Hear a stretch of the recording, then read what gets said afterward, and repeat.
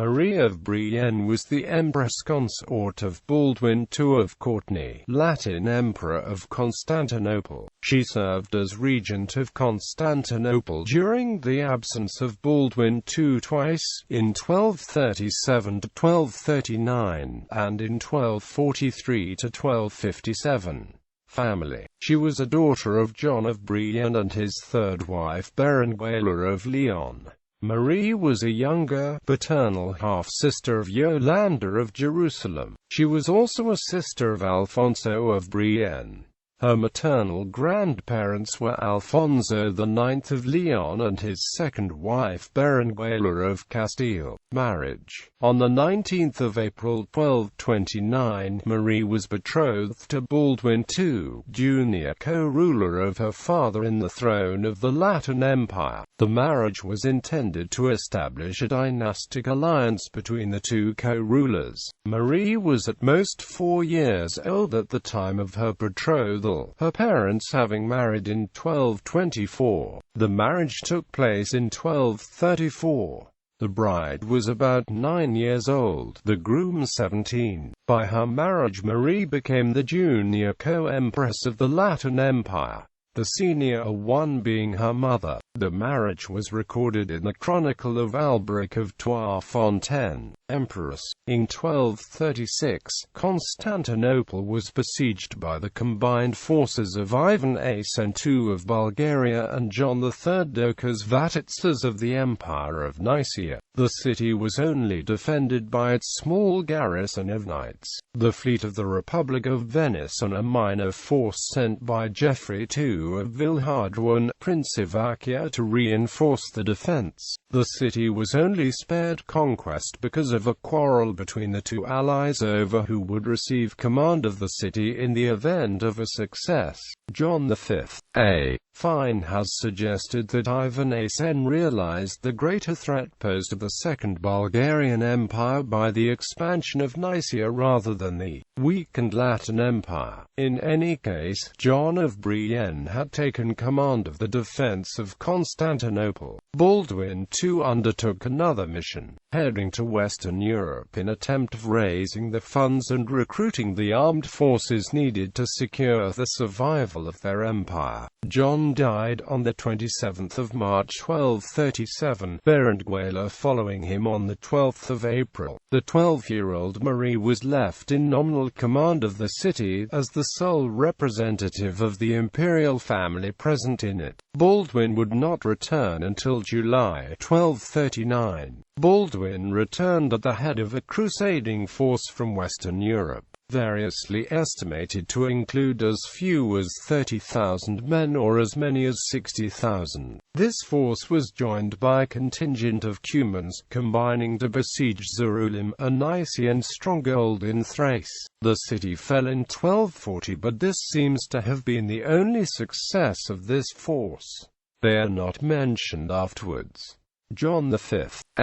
Fine presumes that most of them returned to their homes in Western Europe, only a few of them joining the existing garrison of Constantinople. For the moment, the Latin Empire had ensured its continued survival. Marie was approximately 15-year-old at the time her husband returned to his capital. On the 15th of April 1240, Baldwin II was crowned emperor in Hagia Sophia. Their only known son, Philip of Courtenay, was born in 1243.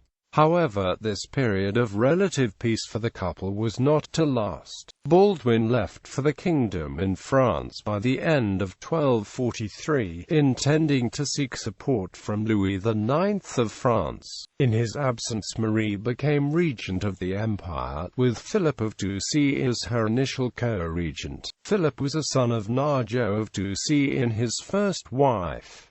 His mother was a daughter of Theodore Branas and Agnes of France. Baldwin was absent for several years, first staying in France and then joining Louis IX in the Seventh Crusade. He returned by the 8th of October 1248, the date of a charter that empowered her to mortgage his western lands in order to pay the huge debt of 24,000 hyperpes. Within a month of Baldwin's arrival, Marie left Constantinople for Western Europe, assuming they followed the instructions of Blanche of Castile, Marie's great-aunt, who had arranged for her visit and had given Baldwin 20,000 livres in exchange for 2 promises: not to sell his properties at Namur, and to send Marie to visit her within a month after his return to Constantinople. Baldwin is said to have prepared 4 armed ships to take Marie and her escort abroad. Marie arrived in Cyprus while Louis IX and the Crusaders were there, only to have a strong wind blow her ship free of its anchor, taking it and all its cargo to Acre, leaving Marie with only the clothes on her back and a cloak.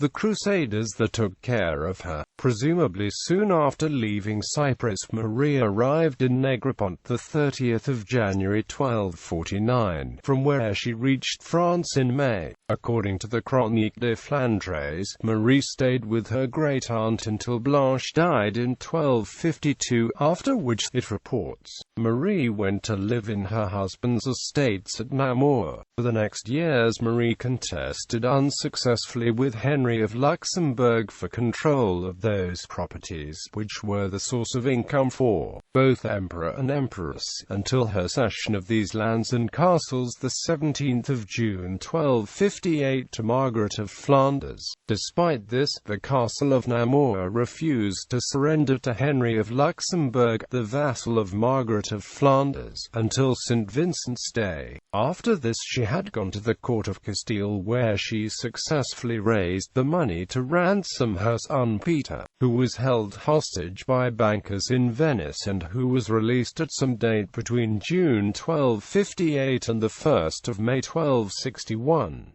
Fall of Constantinople. The imperial couple would not hold the capital for long. In July 1261, Alexios Strategy, a general of Nicaea, was sent with a small advance force of 800 soldiers, most of them Cumans, to keep a watch on the Bulgarians and spy out the defences of the Latins. When the Byzantine force reached the village of Selumbria, they learned from independent local farmers that the entire Latin garrison and the Venetian fleet were absent, conducting a raid against the Nicaean island of Daphnusia. Although initially hesitant due to both the small size of his force, which might be fatal if the Latin army returned, and because he would exceed his orders, Strategopoulos eventually decided not to lose such a golden opportunity to retake the city. On the night of the 25th of July 1261, Alexios and his men approached the city walls and hid at a monastery near the Pej Gate. Alexios sent a detachment of his men who, led by some of the Lematarii, made the way to the city through a secret passage. They attacked the walls from the inside, surprised the guards and opened the gate, allowing the Byzantine force entry into the city. The Latins were taken completely by surprise, and after some fighting, the Byzantine force gained control of the land walls.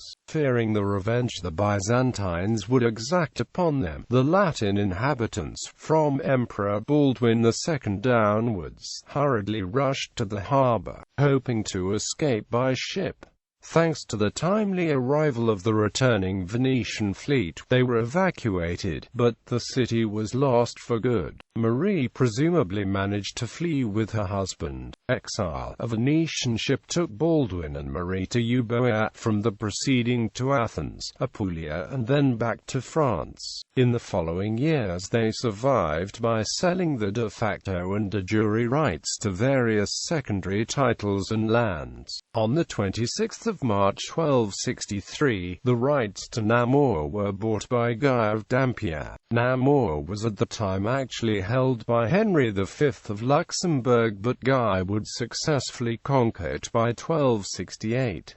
In January 1266, the rights to the kingdom of Thessalonica were bought by Hugh IV, Duke of Burgundy, for 13,000 livres tournoi. At the time the city was under the control of Michael VIII Palaiologos, the Nicene emperor who had moved his capital to Constantinople, while the title was also claimed by William VII, Marquis of Montferrat. On the 27th of May 1267, the Treaty of Viterbo transferred much of the rights to the Latin Empire fiefs from Baldwin II to Charles I of Sicily. Charles was to be confirmed in possession of Corfu and some cities in Albania. He was also given suzerainty over the Principality of Achaia and sovereignty of the Aegean Islands, excepting those held by Venice and Lesbos, Chios, Samos, and Amorgos. Baldwin and Marie spent the rest of their lives in the court of Charles.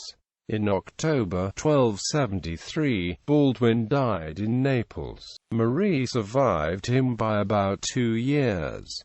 She was buried in Assisi. Ancestry.